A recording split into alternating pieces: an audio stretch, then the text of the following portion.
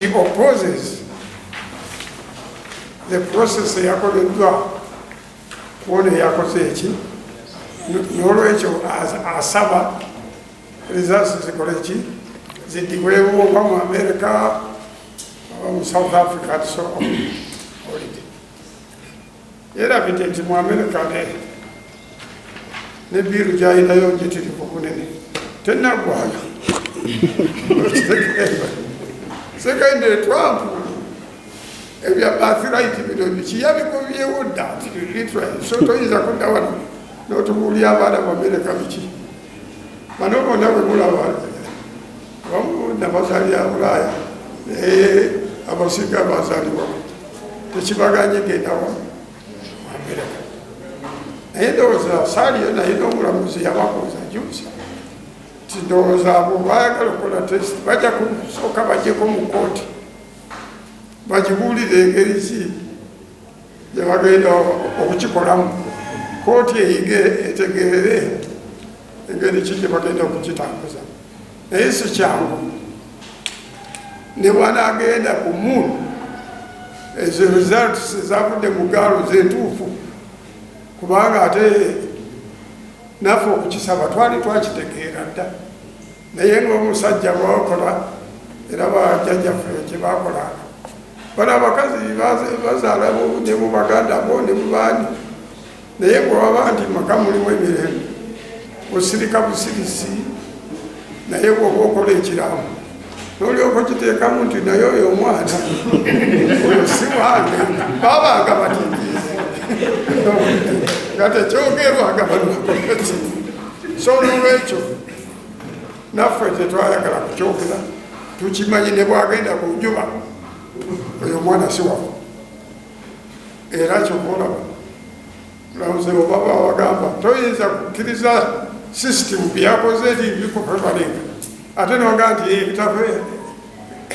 ebitafevalinga byebyange omwana gwe bogerako y'omu ku bwana bembadde njagala nnyo is a very clever boy 4 years old nga tayinza kuvala mu nju nga tambuuziza naki tobadde obuuza olw'omukono ki is a human being bangi be tubadde nabo nga n'okubazaala sife tubazaala naki nga tukimanyi but it will depend nyina w'omwana yamuteekamu ki bwaba naaba amutaddemu empisa ze ezo tujja kumuleka agende ne mwana we kati ate ekinyuma olw'okuba nti alina abaagalwa bangi kati abantu batandise okubagana ono waani mulowooza waani nammwe njagala abapuresi mumbuulireko kubanga ebintu oluusi mubiraba mu adivance mulowooza mwana waani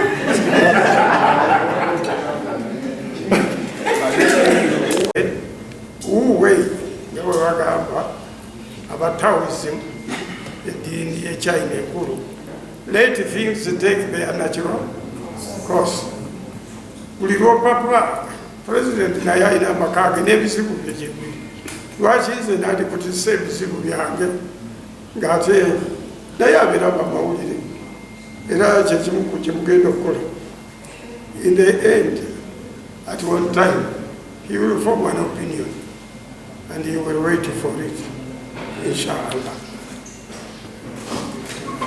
Yes, it's a government. Emisango gyonna egiriwo sinze nakitwala ireya kikola ki nakyo kikyamulemedde tu ogenda mu kooti manya olina okuba nti oyita mu poliisi neweereza evidence yo ewani director of public prosecution. So there must be some investigation even of what you are claiming. Yiza okubanga nange muliwo ebiriro byendowooza nti biri right nga naye biriki so tomalagala ashinga mu kooti naye muno okwagira ashingamu osooka n'omulaga ekooti kyeki era bazigendamu batya oyo yenyini tanagenda ku cross examination bulungi bwati bulabe bwayika amazzi ng'ebibuuzo byokka bimukola ki akyali mwena abamuprotectinga togendayo togira ki naye ajjawe evidence nga bamutadde wali mu kawuli nze mumanyi mbeera mu kooti 24/7 era sitya loss sitya kooti naye ekooti agitya wadde waliwo abamukola ki ebizibu byayongeddeko mu byonna nti kati si yeyerooleza think tank eyaba Mafia kati yeye mulowoozesa ekyokukola yali adduse ng'ageze ne Rwanda nabiki naye bano ekikulu baategeera nti singa profesa aprosinga ne bayingira mu nju ng'ebintu byageze banayini kampani eno ekuma ebife bandibadde bakikoze eki bali held responsible. So they are trying to reconstruct the scene of crime. Njagala mukitegeere n'ebintu ebimu waliwo n'emmotoka ze bazizza nga bazitomeza ddala namba bazigyeko mu maaso nsi kubanga bamanyi kalubeddi tulina okuyingira mu our property si ye ate alina properties nyingi zetumukubidde alina properties e Nairobi alina e Rwanda alina wano naye tamatira. She's a young woman in a hurry. Ate obugaga kababulire tebabupapira bujja nakola ate nga obeerako ne ku mukisa si buli akola yagagala mwena mukola muli bagaga Katonda abuoyo gwaba ayagadde n'abumwoyo gwakola ki so olwekyo mumuwa amagezi abamu muli mukwana mumuwa amagezi agende silo kubanga waliwo ebisobola okuba forgotten singa obeera ogoyiga siro naye bwogenda too fast ate onyiza abantu eno family temubangako nakazibu n'akamu. They have been communicating with her and so on whenever she died. Naye kati ye agitaninga artificially into enemies. This is a very, very good family. And I have no problem with them. Ate mwaba mawulire saagala munyumize naye gwe mukamasholaizinga amawulire go ng'olaga nti otumanyi nnyo okusinga ffe kwe twemanyi oba otulaze nti baakuguze unfortunately aba naye ate gye biggwera gakaweddemu so ndowooza tunyumizaamu.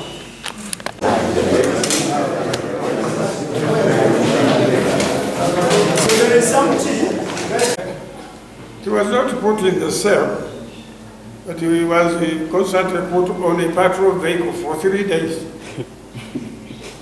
until they just threw him on the road and said, you have no place to answer. 3 days he had never taken a bath, he has never done what? He can be produced for evidence. And that is very, very unfortunate. Very bad.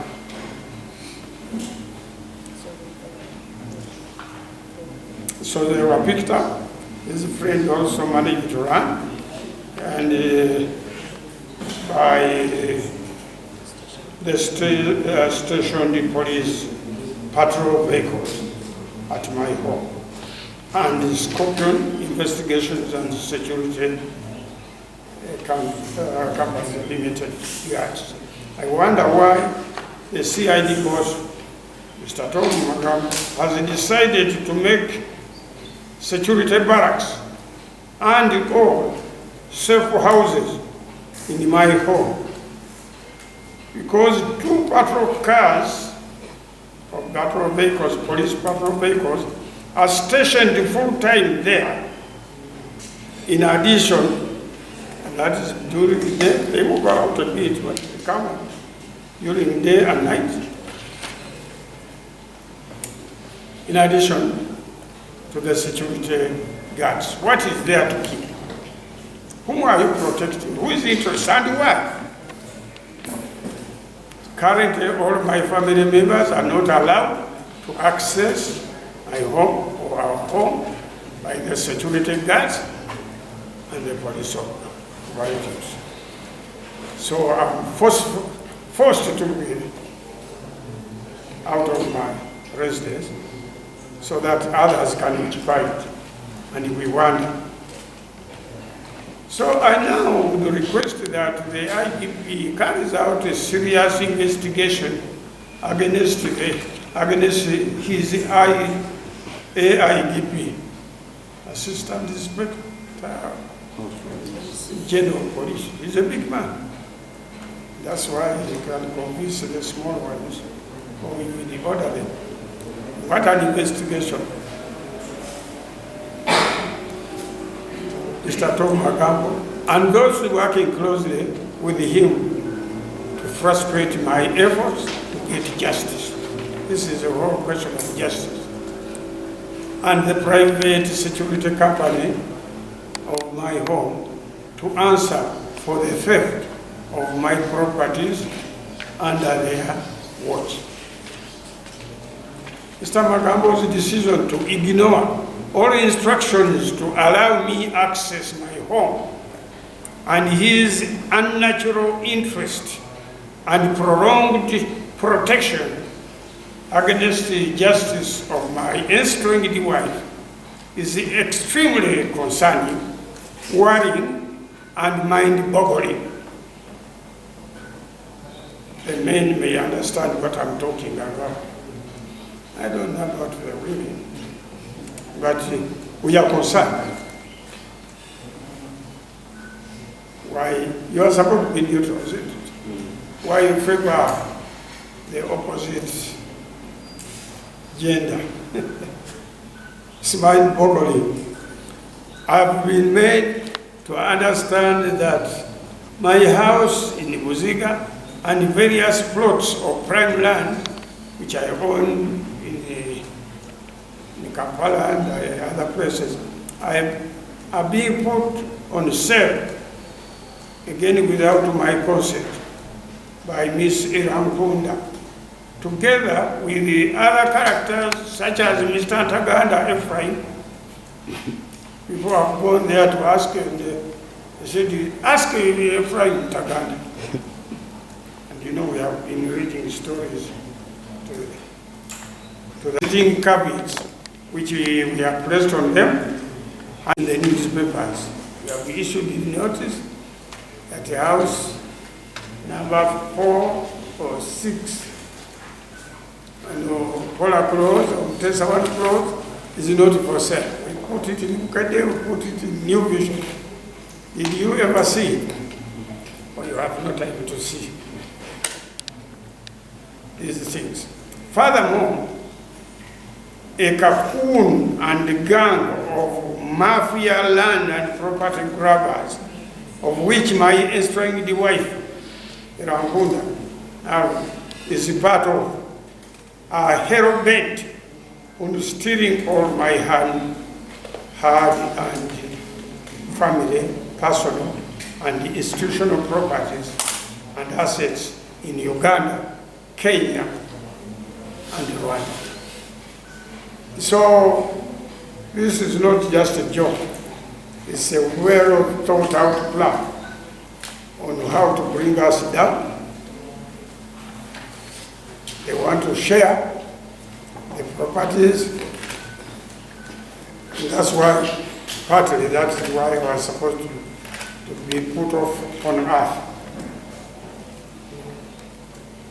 A plan which didn't, God did not accept, has been used by these individuals to discredit and degrade me.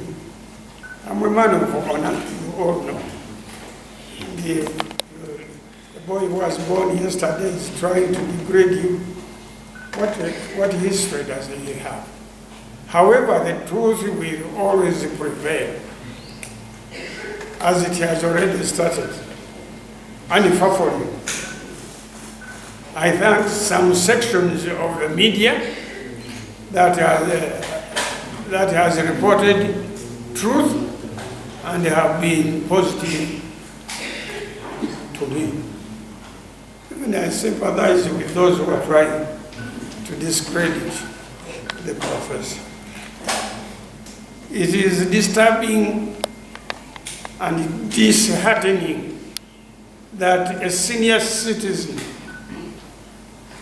a national hero, an education entrepreneur, and a law-abiding academic of my standing is being demeaned, belittled, disrespected, and degraded and denied justice so blatantly. The office of the IGP and the Kampala Metropolitan Police have shown goodwill, and I thank them. But the AIGP,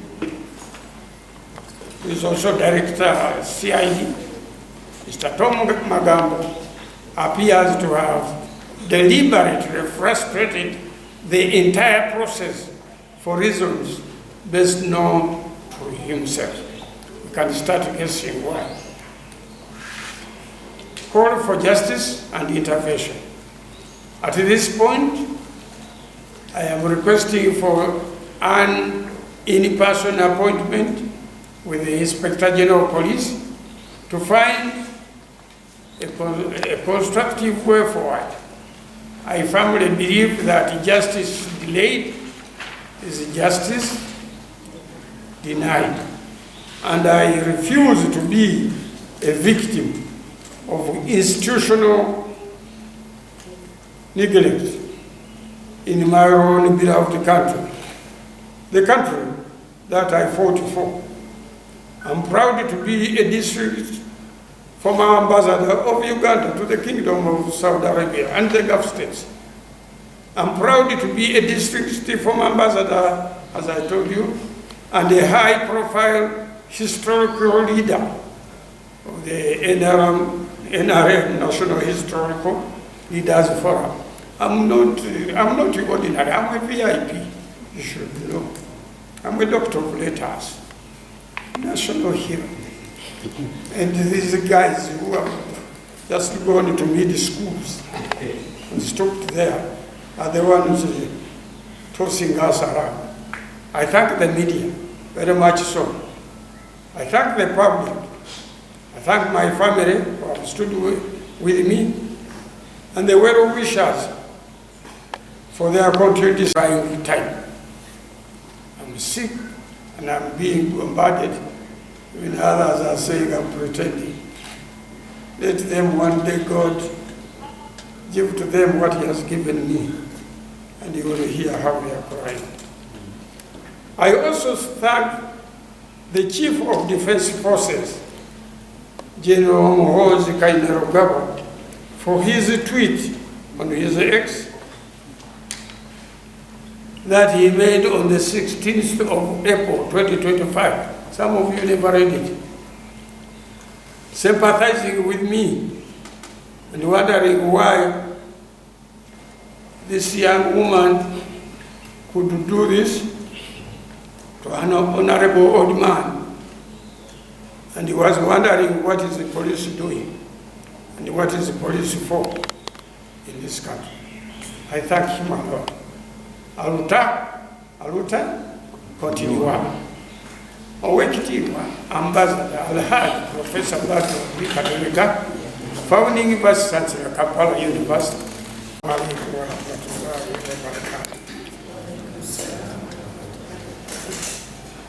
Si mulimu gwange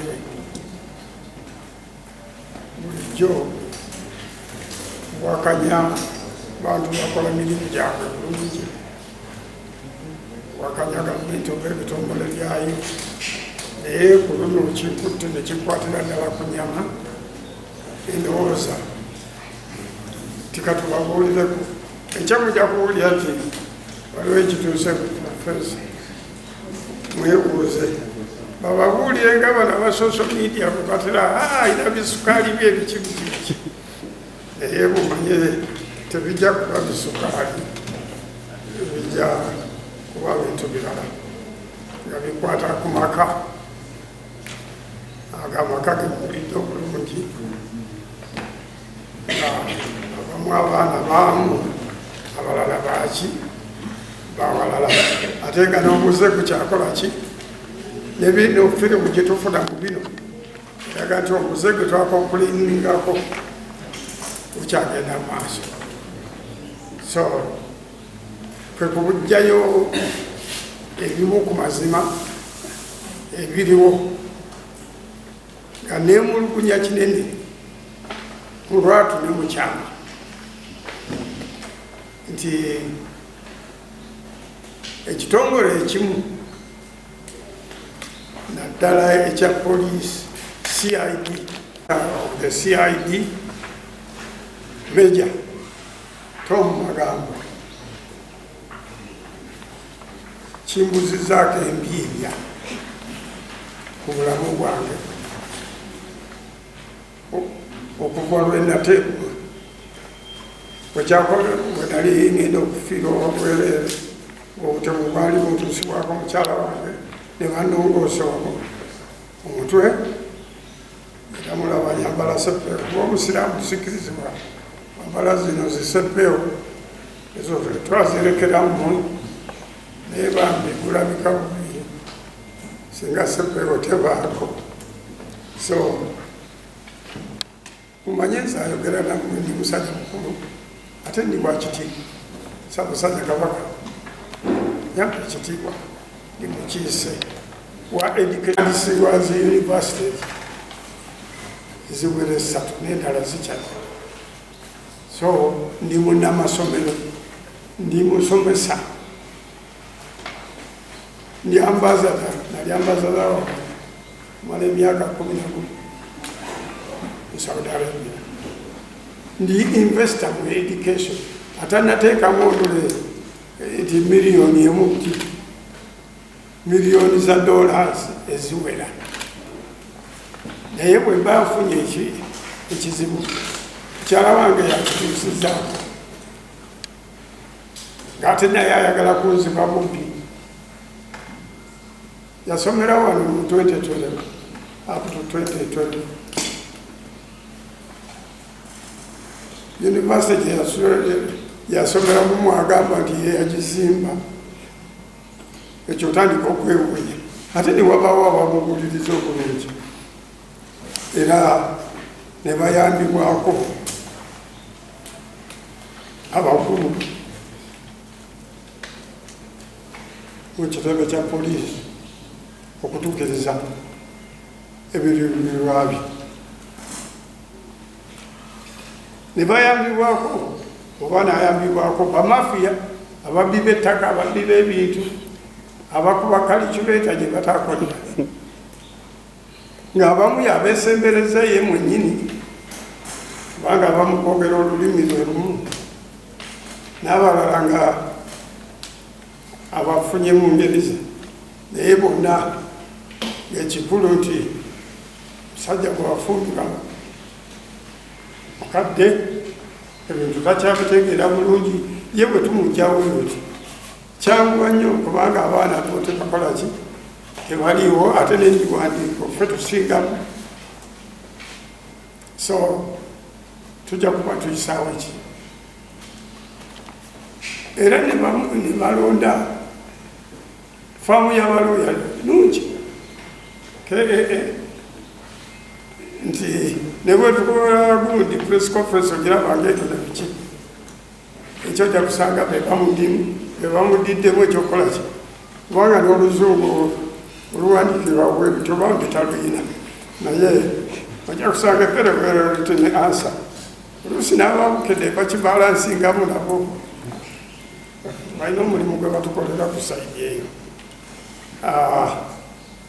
monita twategeragana ndowooza kati zo kino kibawa n'erimu lyateekako twamuleeta kubanga yeyali mu maka netumuyigiriza emirimu netumuwa buli kimu kati bwe tumaze okumuwa ebyo ayagala kutujjako yeye asigalewo nemikwano gye bagamba nejje bata so tewali contribution gyayinza kwogera kubanga ekintu kyosanzeewo ate naawe tetuyinza kukolekaawo ng'olya bintu byaffe okola ki ne tutakugamba nti gendako mu ofiisi oba gendako mu maduuka okole kino naye ng'olina n'omugagga tekitegeeza nti naawe ogagga wa ebintu bakolera ki bikolere.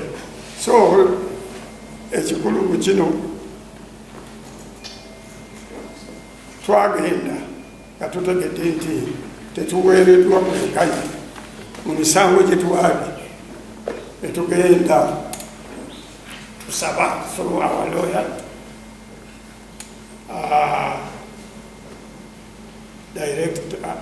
Inspector General of Police netuwaaba kubanga okuwaaba is our fundamental right.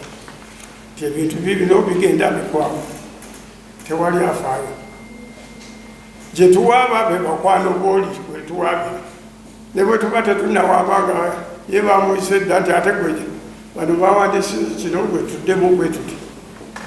So ne tukola prisoners within our own country. Ekituluma nnyo ffe ng'abasajja bakulu ebyo si bye twalwanira okubeera twalwanira ddembe buli omu yeyagalire mu nsi muno omwana omuto n'omusajja omukulu.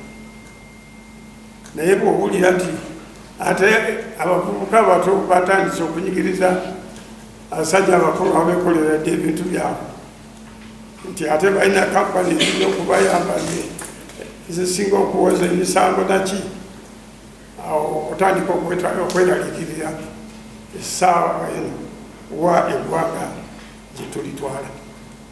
Naye ekyo tukitadde awo. Twebaza nnyo Inspector General Police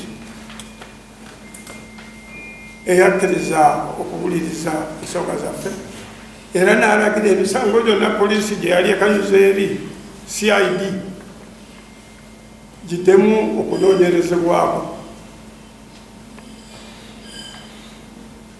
Yakiragira ekyo naye be yalagira baagana okukola ki okuteeka mu nkola ekiragiro kyo ekitegeeza nti tubalabira eno mu uniform naye waliwo abanyooma bakama baabwe bulijjo bw'onyooma kulira ekiddirira tobuuza mulamu. So kyekibaddewo ennyumba bagitwala saavaayo kweyagalira nali mpisiddwa bubi nnyo nali nzitiddwa mu nyumba eyo abaana batwala mu ddwaliro naye nga bafudda fuloti oyo kyasobola yaflyinga from Sweden ni one day n'atuuka saarawa yali ku ground n'omuzukulu oyo n'abalala ne basigala kwalaata. So bakola omulimu mulungi okuzijjayo bwe tumala musawo n'abaga nti singa mulinze essaawa nnya bweziti musajja oyo yandibadde amaze okukola ki ogenda wandibadde tukola different story. Bamulaba abantu bagenda awo nga temutegedde kati katugende nga mumaze okukola ki mutegeera akubuulirako taba mubi.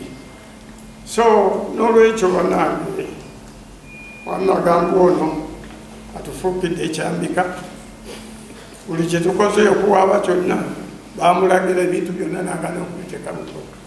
Basooka okumulagira nga 10 June kola investigation okola ki up to now talina kyakola talina n'ekimu kyakoze eki n'owabeeka balagala abantu twala balibuziga ne bagaana n'okulinnya ebintu bisombeddwa ebitwaliwo e Rwanda bingi biri worth billions si buno busente butono naye billions kubanga naffe twabigula Bungereza nawa bwe tuba tukwogera nti Range Rover mpya 2024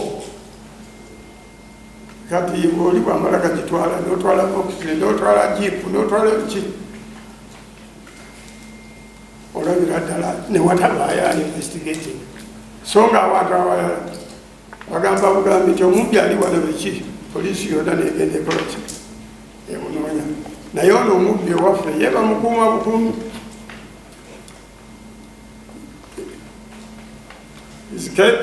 She's held with kid gloves.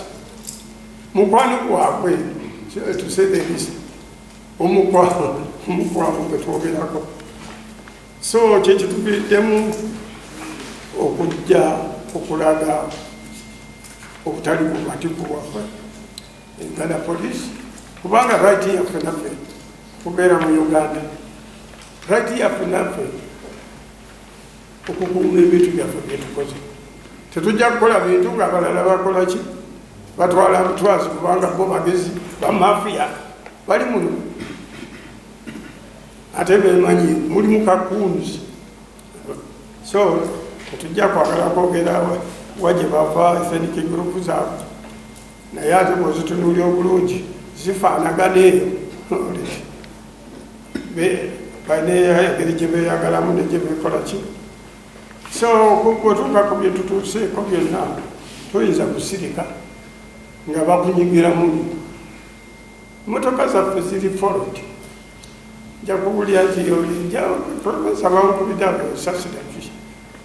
Bw'oyinza okulowooza nti liva walala liviira ddala kiki waka with the connivance of those people who are not supposed to protect us, and instead they are exposing us to danger.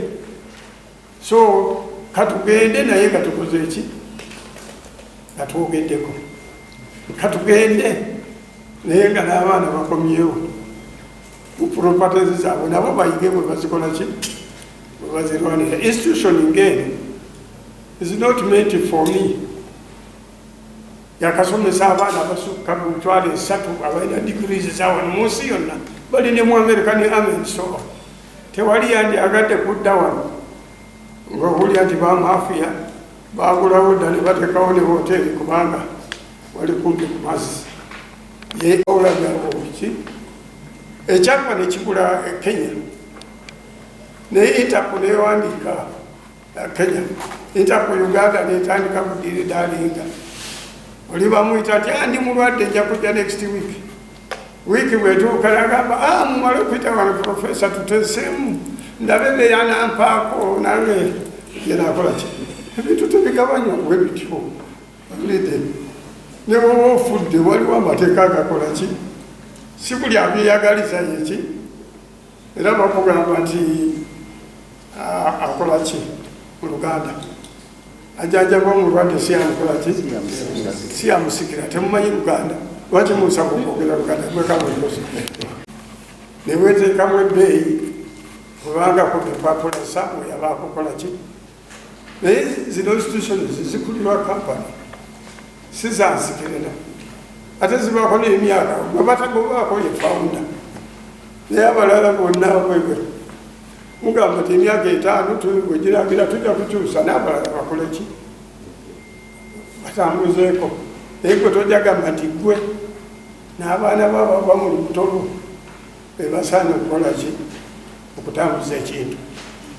So buli akitambuza alina okubeeramu olunyarwanda. Awulidde mukozi waka aniyo yaka ateeka okuba tetujja gendayo nnyo ebyembunju tebiwi atuwa mu nsonyi we bannanga oluusi ngamba n'abasomesa bange wano nti maybe I was a victim of love. Nze nalina genuine love nga munanga ye alina genuine love for properties. Ekyo kyekimu ku byaleeta ekiki.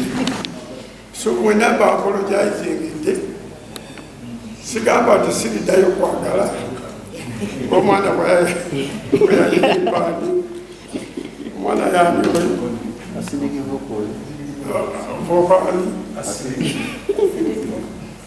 vokani maybe nange jakwagalayo omubwati naye ekigambo kyokukugaana kuyingira makamu ewezimbira billions and billions. Omuntu atateekaga awo ekye we batugana okuyingira nagulawo mu 1993 oyo atugobamu yali emyaka 4 kati agamba wawe era yenanyiniwo era abalala tebajja n'owulirayo n'abasajja abaga agimulekere bwati gombuuza nti gwe gy'olina efaanana etya eyange si yemu n'okuyumbayumba ebeeramu bakabaka ekinjagadde okubala bamasheeka abava Saudi Arabia bandi abo we batuukira sijja kugaa nti ate this age ngenda kugiddamu okugizinga efaananeke kubanga nze simba sente nkola kiki n'olwekyo sente nkole zijja nkola nga namwe wemulaba nti nezange zijja ki siri corrupt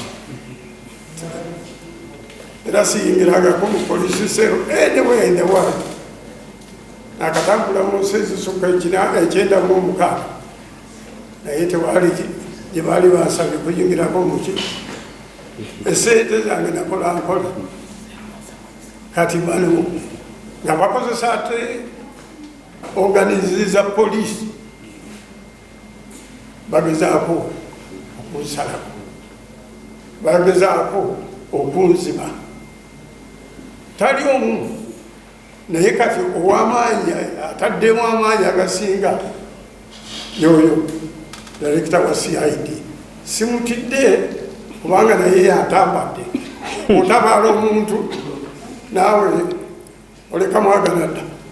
So this is my home. Mu Busiraamu tugamba jihad si yakulwanyisa bali abalwanyisa okusanguka, kwe kulwanyisa naabo abakulumba ku famireyo ne ku bintu byo. Singa afiira wano obugundi luno olutalo already is a jihad era ngenda muggulu straight. Kati olwaleero nange nangiridde jihad ku bintu byange n'abo abaagala okuntambala bali kakundi sali omu bangi stories tuziwulidde era tuzifuna n'abakyala baabamu kwabo bwekiri nabo bajja ne bagamba tuyambe naffe tuli bubi obaga namwe muli bubi nti ate omukyala wo teyatwala abasajja babo kati ekiddiridde kiki byebyo naye baguze abantu bangi era kyokulaba eno social media baali batuvuma baani bagule era sente bwezinagwawo bajja kusirika naye gabazima tegajja kukola ki kusirika. Ndowooza ebyo tujja kusaba okuddayo kwogera ne Inspector General Police ajja kutuwa appointment n'agenda nga bukya. Kati tubuuza abaakolayo ki kyemutamanyi nti nange nali muyeekera obadde bakyali baana bato nali muyeekera toyinza kutwala bintu byange nga sikutegedde. Information gathering nange nekikola ki nagirimu bulungi. So temulowooza nti investigation zisobola kukolebwa bali bokka. Naffe tulina investigation zaffe ate ezaffe ziri fundamental kubanga ziviira ddala ku kyalo naabo ku kyalo bali kunsaani nnyumba y'omusajja kakazi kano twakakalaba jjo naye kagitwalidde ddala. Allah yamanya ebisinga naye tayinza kusalawo kikyamu era ekituufu. Amazima tegekweka galinga nkoko njeru gyebeerayo n'ogirengera ate gatambulira galinga sasi gatambulira mu straight line.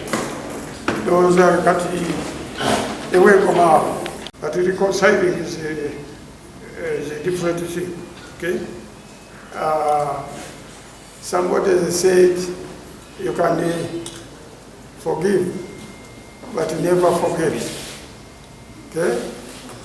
But not at this time. We are not talking about reconciliation. We must push. Is the one who went to court. We must finish the entire court process. And that's when she will learn that when you are climbing a tree, there is also an element of coming back. And what will happen to the empire will never suffer. Why? Because the right people to prepare the empire are back on the ground. 3-4 years ago, these guys would never tell them to leave their stations and so on. But they have come and looked at what is happening. They are ready to maintain the legacy. takes time for certain concepts to sink. Sometimes you need practical examples. Maybe if this did not happen, they would still be enjoying their chips and what do you call them? And the sausages. Now they are back to reality. Yes. They are thinking of how to send them back very quickly. They are not going back. Inshallah. Okay. Okay. So, ebisinga ndowooza bibanyonyodde naye faithlessness, obufumbo obutaliimu faith tebutambula. Onojja ng'ozaala baana ozaale wange ozaale n'ebintu oleete nze nkuze twale ne masomero ng'ate nange ekirabi omukyala gwenna mujja kubanamu naye lwakyuka omulaba mangu ti waliwo kiki ekitatambula bulungi nawe no twakiraba yakwata ku ssente nakiina alaluka ate mu kifo ky'okwagala okukuza ekintu ekimuwadde ku ssente ate ye naagala ki kukitwala butwazi naye nga tayinza kukitwala nga takwatiddwako kaki bamafia era bamulagira kiki ekyokukola genda okola kino genda okola kino biki ddagala lyampanga biki ngende mubuuze musisi kiwanuka my friend kiki kyakoze eki ate ojja kusanga abamu abo walingawo companies bwe munabanga omukyala nga company ziyitiridde omunene badiwagwe mumanye nti awo ne bwaba abadde omulungi bano bajja kukola ki kyova olaba bajjajjaffe ne bakitaffe baali bakampu ennyo ku mukazi sikumulekagala atambula naye ono erandani addayo buli mwezi emirundi ebiri akolimba agenda kula kompyuta agenda kola ki ate bwagenda agenda yakola amwerekeddeko mwabo bamafiya abo ebidirira kyeki ekisajja kitte tukikoleki kati ate ewabawo bakiwolereza ng'ebintu bwe byaganye katuwolereze gwe tukole tuki naye nabo tubatuusiza ku kisenge kati mu kutuuka ku kisenge nabo bayinza okukola ekintu ekitakola ki ekya mafia style kyenziza okubakulira olwaleero singa naye nsinda kyenyina nandibayise wano ne bujja amunyuzi waffe nange nyinayo akaki akantu naye singa sibikola akantu kandivuddewo era bwe nabagamba kati mundabyeko mututamba buliemu ebali muki nabaiteekera munadda ezo jihadi obwavu muki pologoma butta kiki nga baganda bwe babugamba Saidina Umar radiyallahu anhu yagamba ti singa obwavu bwali muntu yandimukubye emboko ebukalaki ate obwavu bukuleetera okugwamu eddiini omwavu akolima bukolinyi akuba ndeka mwoyo buli kiseera abo batufumulize gundi balina amamotoka daki so kyova olaba ne pulezidenti abagamba tugende mwenani PDM abantu mwegobeko kiki yes eyo nokwegobako bwavu nayo jihadi nungi tutegeeraganya okay ekizibu kye tulina nti emisango tegige nze sinamuwabira omusango nogumu ye yakola ki yampabira naye ate eyo gyawaaba naye afunirayo ebizibu biki bingi bamutegeeza nti bw'onoobeera ne KAA eyo yesinga okuwoza ku Uganda tojja kolebwa ki kintu kyonna kiringa bana babadde batwala ettaka ly'abasikawutu na biki buli omu yagamba nti oyo bwayogera kiba kikoze eki naye mu buli omulamuzi bwe yabawadde at least kotikoda naye nga bwokisobola olaba nti n'omusango ne bwe gunaagendayo tewali engeri abo gye bajja kuwangula musango so mu ngeri eyo emisango giri frustrated kubanga poliisi na CID erina okunoonyereza bweteba na bujulizi bumala bwenoonyereza omusango teguyinza kukola ki kutambula n'olwekyo egyange tekijja kutambula n'egijja tegijja kukola ki kutambula kinene kubanga waliwo ekibulamwawo wakati kyeva complaininga kimuyambe oba oliawo yasinge tumugatte oba ye naffe tumusinge atugatte